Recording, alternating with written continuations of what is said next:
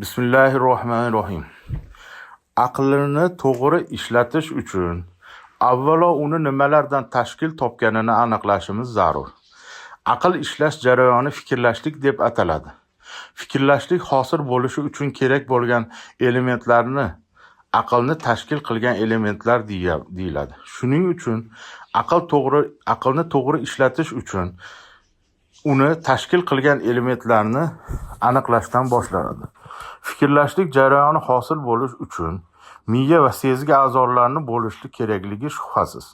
Miya boshqaruv a'zosi bo'lib, u o'ziga kelgan ma'lumotni bir-biriga bog'laydi va xulosa qiladi. Ko'rinib turibdiki, miya fikrlashlik hosil bo'lishi uchun kerak bo'lgan elementlardan biri. Sezgi a'zolari miyaga ma'lumotlarni yetkazib beruvchi a'zodir.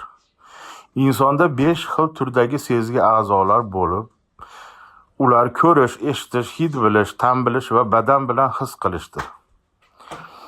Miya sezgi a'zolari orqali ma'lumotlarni qabul qilishi his qilish deb ataladi. Moddiy narsalarni his qilishlik tabiiy jarayondir. Negaki hatto chaqaloq ham moddiy narsalarni his qilishi qobiliyatiga ega.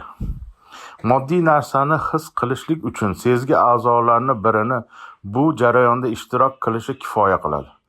Ammo ma'naviy va ruhiy munosabatlarni his qilish uchun bu munosabatlar haqida yetarli tushunchaga ega bo'lish kerak. Aks holda inson bu munosabatlarni his qila olmaydi.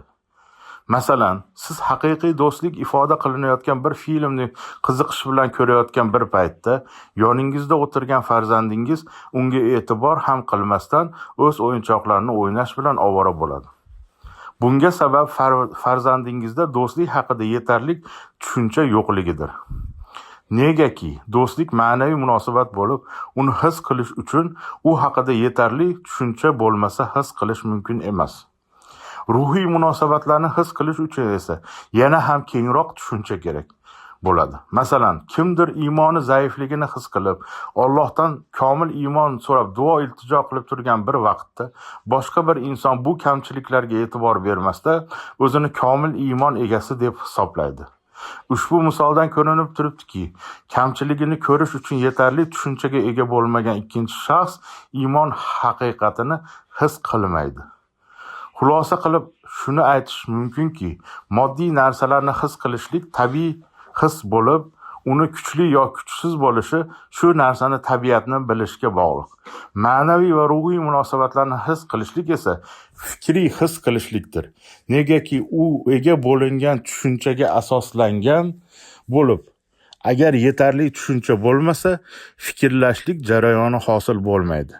Demak, sezgi a'zolari ham miya kabi fikrlashlik jarayoni hosil bo'lish uchun zarurdir.